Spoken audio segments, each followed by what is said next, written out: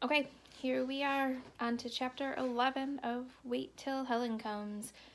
As soon as I came out of the woods behind the church, I knew something was wrong. The air shimmered with heat and it was very still. No breeze ruffled the leaves of the maples, no bird sang, no cars sped down Clark Road. The clouds in the sky seemed to hover overhead, silent witnesses waiting and watching as I followed Michael toward the back door. "Wait!" I called for him. "Wait for me, Michael!" I ran across the grass and caught up with him at the steps.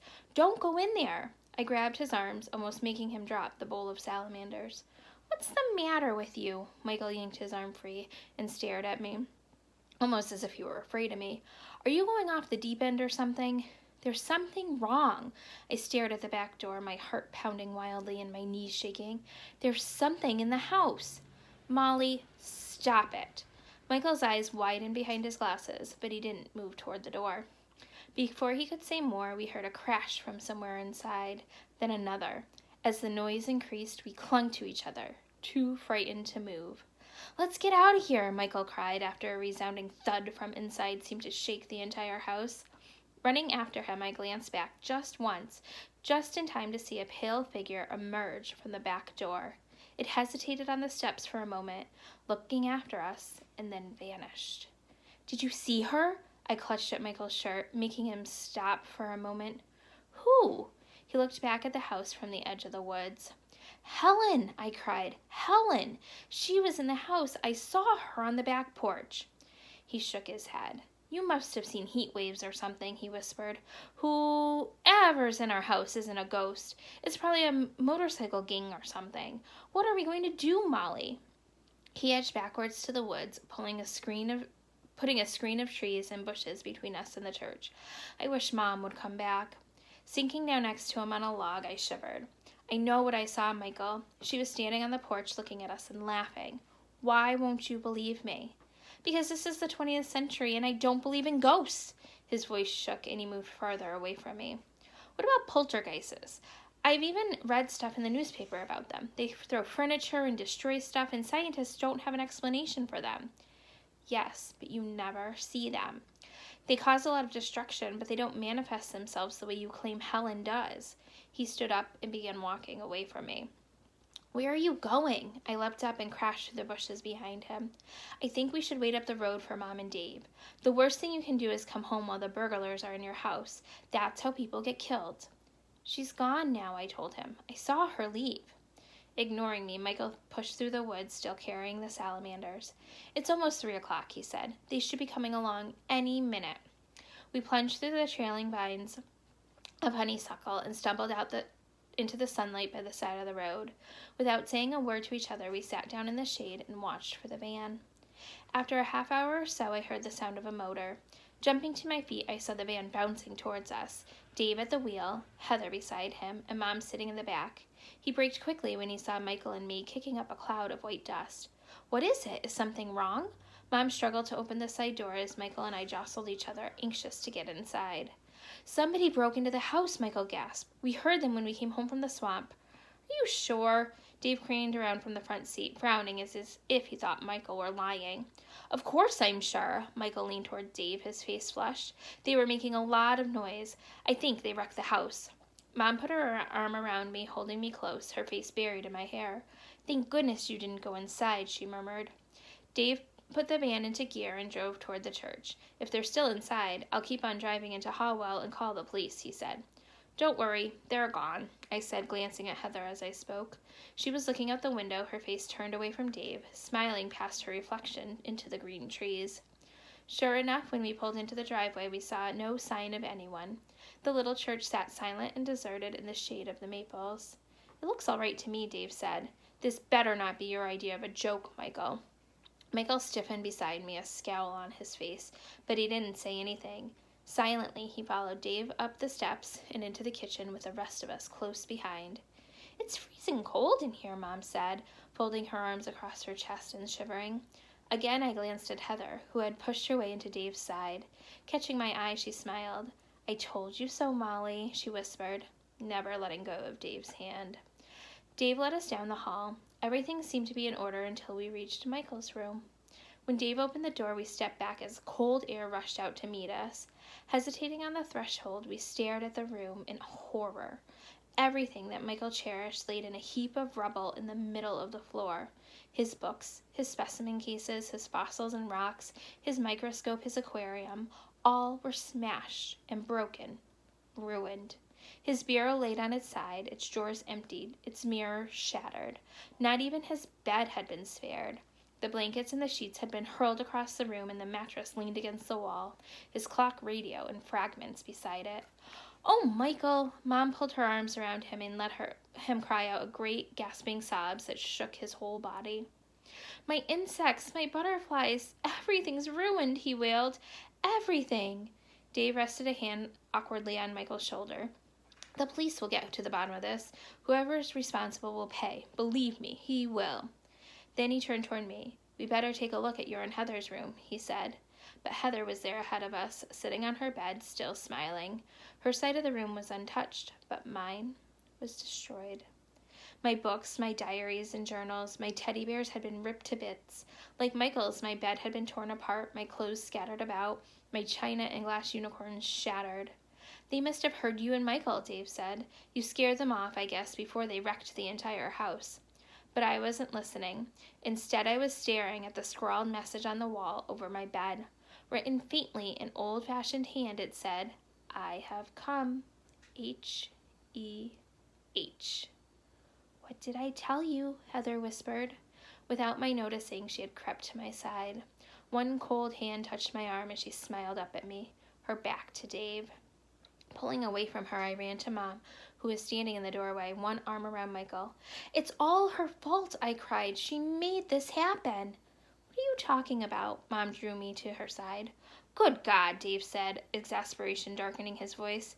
"Heather tries to comfort you, and you turn around and try to blame it on her." He lifted Heather, and she buried her face into his beard, sobbing. "Molly, I can't believe you said that," Mom sounding shocked. "I know you're upset, but Heather couldn't possibly have had anything to do with this." "Look," I pointed at the wall. "See that?" But even as I spoke, I saw Helen's message fade away like letters written in the sand as the tide rises. What had been letters, were now meaningless cracks and scuffs on the wall. "Darling," Mom drew me in closer, caressing my back. "It's all right, Molly. We'll get it all put back together somehow." Frightened, I collapsed against Mom, letting her stroke my back, my hair, crying as if I would never stop. "We should check the rest of the house," Dave said after a while, "and our studios. Then I'll call the police." Silently, we followed him through the house. His and Mom's room, the living room, the kitchen, the bathrooms, nothing had been touched. Relieved, he walked down the driveway toward their carriage house, towing Heather behind him like a pulled toy. A glance inside told him nothing had been disturbed. His bowls and mugs, his vases and platters sat on their shelves, either glazed or waiting to be glazed. The kiln and the pottery wheel stood silently in their places. Overhead in the rafters, a barn swallow twittered and flew back and forth, worried that we might disturb its nest. Satisfied, Dave led us across the yard to the side door of the church. Once again, we recoiled from the cold air, and I clasped Mom's hand, knowing what we would find. Mom's big canvases had been slashed and thrown to the floor. Her easel was smashed. Her oil paints were smeared all over the walls. For a moment, I was sure I saw Helen's initials scrawled there, but, as before, they vanished too quickly for me to point them out. Mom fell against Dave, too upset to speak. He put his arm around her and stroked her hair as if she were a child, letting her tears soak his shirt. Heather hovered near her father, obviously displeased by the attention he was giving Mom. "Don't cry, Jean, don't cry," Dave whispered. "If I can't fix the easel, I'll get you another one." "But we can't afford it," Mom sobbed. "We were counting on the sale of my paintings to get through the winter. Now they're ruined. How will we pay the mortgage? How will we heat the house?" "Don't worry, Jean. I can teach a few classes, and we've got insurance. I know it won't replace your paintings, but it will help." As Heather tugged on his trouser leg, he turned to her. "Not now, Heather." She recoiled from the anger in his voice. "You love her more than me," she whimpered. Dave either ignored her or failed to hear. He started toward the house, his arm around Mom's shoulders. "We'll call the police," he said. As Heather hung back, frowning at Mom and Dave, Michael turned to her. "Poor little Heather," he said, "left out in the cold by Daddy." She stared up at him. "Do you believe in Helen now?" she hissed. "I told you she'd make you sorry. The next time it will be much worse. Much worse. You just wait." "You little creep!" Michael grabbed her and shook her. "You know perfectly well you're lying about Helen. What makes me mad is the way you enjoy seeing us unhappy. You just love it, don't you?"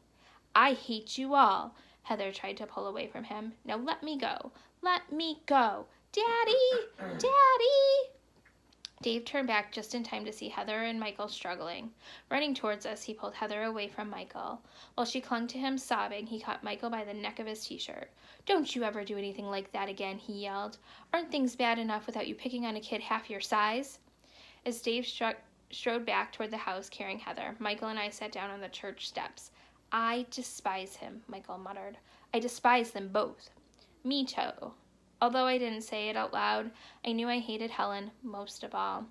Fearfully, I glanced toward the graveyard. For a second, I saw a glimmer of white in the shade of the oak, just a flash through the hedge. "You're there, aren't you?" I thought, watching all of this, enjoying it even more than Heather. A few minutes later, I saw the back door open. Heather ran down the steps and across the yard. Pausing at the graveyard gate, she looked at me, smiling. Then she pushed the gate open and vanished behind the hedge. As I leaned toward Michael to tell him where Heather had gone, I was interrupted by the arrival of the police car. It pulled up by the steps, and a fat man in a light blue shirt and dark pants got out and went inside. From where Michael and I sat, we could hear his radio squawking. Around 20 minutes later, he came outside with Mom and Dave. "It's a shame, a real shame," he was saying as he walked toward the church. "Never had anything like this happen around here before. Most folks don't even bother to lock their doors when they go out. Must have been some kids from Adelphia or somewhere, Baltimore maybe, just passing through doing drugs, looking for fun. Who knows?" Nodding toward Michael and me, he followed Mom and Dad into the church and up the stairs to the loft. We could hear them walking around talking. As they emerged from the church, the policeman stopped and wiped his forehead with a big handkerchief. His face was red and shiny from the heat. "Are these the two that interrupted the vandals?" He peered down at me and Michael. Mom introduced us, and Officer Green asked us a few questions, but we couldn't tell him anything that would help him. As he put his notebook into his pocket, he thanked us. "You sure you didn't see anybody?" he asked. "My sister claims she saw a ghost," Michael said, taking me completely by surprise. "A ghost?" Officer Green stared at me. "Oh, Molly," Mom touched my shoulder. "No more of that." Officer Green turned towards her. "Well, ma'am, she wouldn't be the first person to see a ghost at St. Swithin's. I know grown men who don't like to drive past the graveyard at night." He chuckled. "Course, I don't believe in ghosts myself. Never saw one and never hope to see one. But then they tell me only certain folks can see them. So, who's to say?" The officer patted my head and said he was sorry about my room. "I hope we get it all straightened out. But I know that you'll never be able to replace some of those things." Turning back to Mom, he added, "I sure hate for you folks to think anybody from Hallwell made this mess. There's not a living soul in these parts who would do something like this." As Officer Green walked back to his car, still talking to Mom and Dave, I turned to Michael. "You were trying to make me look stupid again, weren't you?" I accused. But he didn't answer. He stood beside me, his shoulders hunched like an old man's, frowning at the ground. "Why did you tell the policeman about Helen? He thought I was nuts." I glared at Michael, feeling like he betrayed me. Without looking at me, Michael shrugged, shoving his hands into his pockets and walking off toward the house. I watched him stop on the porch and pick up his bowl of salamanders before he vanished inside. I sighed and sat down on the church steps. Michael was thinking about his specimens, I suppose, his butterflies, their wings carefully spread and pinned to the board, each one neatly identified, his grasshoppers and beetles and dragonflies, and their fragile dried shells and delicate wings neatly mounted under the glass. It had taken him a couple of years to build his collection. He won a blue ribbon at the science fair last winter for the butterflies. No wonder he didn't feel like talking to me. While I sat there, I saw Heather come out of the graveyard, a smile on her face. I turned away, not wanting to look at her. It scared me that she could summon up something as horrible as Helen and then stand there, safe behind her father, laughing at us. It made her seem as inhuman as Helen. So we'll find out tomorrow what happens in Chapter 12. Bye!